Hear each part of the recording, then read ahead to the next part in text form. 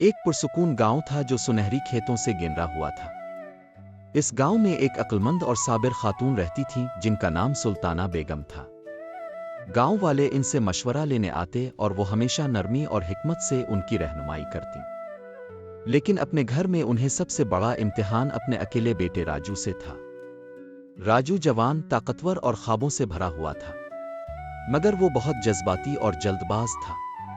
वो सोचे बगैर फैसले कर लेता, जो चीज पसंद आती फौरन चाहता, और अगर गुस्सा आता तो बुलंद आवाज में चीख पड़ता। सुल्ताना बेगम अक्सर कहती, बेटा सब्र ताकत से ज्यादा मजबूत है। दानाई वो जंग जीत लेती है जो सिर्फ ताकत नहीं जीत सकती। लेकिन राजू हंस कर कहता, उम्मी जिंदगी छूटी है, सोचने में वक्त क्यों जाया करें जब अमल फौरन कर सकते हैं। पहला गलत कदम। एक दिन एक ताजिर गांव आया जो चमकते खंजर बेच रहा था। राजू की आंखें चमक अल्फौट है। इसने बगैर कीमत पूछे और बगैर सोचे समझे एक खंजर खरीद लिया। इसके लिए इसने वो सारे सके खर्च कर दिए जो उसकी मां ने खाने पीने के लिए जमा किए थे। जब सुल्ताना बेगम ने खंजर देखा तो गहरा सांस लिया और बोले, राजू ये खंजर हमारे पेट नहीं भर सकता। जल्दबाजी इंसान को गरीब बना देती है जबकि अक्ल इंसान को अमीर रखती है। चंद दिन बाद जब खाने की कमी हो गई तो राजू को अपनी बेवकूफ़ी का एहसास हुआ। दूसरा गलत कदम। एक और दिन राजू ने दो गांव वालों को झगड़ते देखा। इसने हकीकत जाने बगैर फौरन एक का साथ दिया और दूसरे को बुरा भला कह दिया। नतीजा यह हुआ कि दोनों ही इससे नाराज हो गए। शाम को सुल्ताना बेगम ने कहा, बेटा कभी हकीकत जाने बगैर लड़ाई में न कूदो।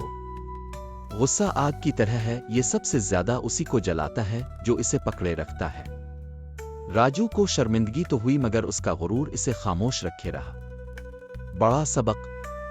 कुछ दिन बाद खबर फैली कि एक अमीर मुसाफिर का सोने के सिक्कों का थैला दरिया के पास गुम हो गया है। जो भी इसे ढूंढ लेगा इनाम पाएगा।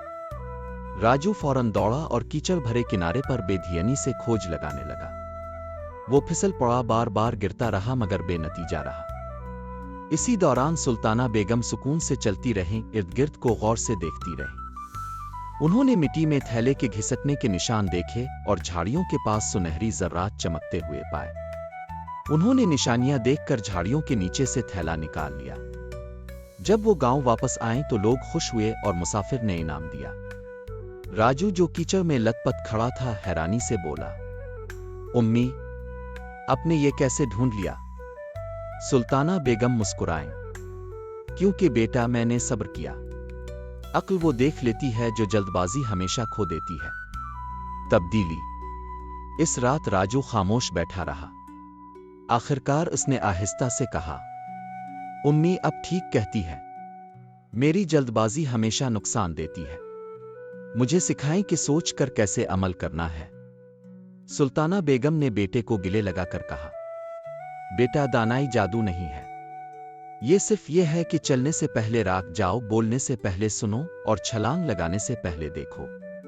अगर ये सीख लोगे तो ताकत भी तुम्हारी होगी और कामयाबी भी। इस दिन के बाद राजू ने खुद को बदलने की कोशिश शुरू की। वो अब भी जवान और पुरजोश था मगर अब अमल करने से पहले सोचता। आहिस्ता आहिस्ता गांव के लोग इसकी अक्ल और सुकून को पहचानने लगे। कुछ बरसों बाद राजू सिर्फ ताकतवर नौजवान ही नहीं बल्कि एक अक्लमंद रहनुमा कहलाया, और इस सब का सेहरा इसकी मां सुल्ताना बेगम को जाता था। सबक। जल्दबाजी वक्ती नतीजा देती है मगर सब्र और दानाई हमेशा दायमी कामयाबी लाती है।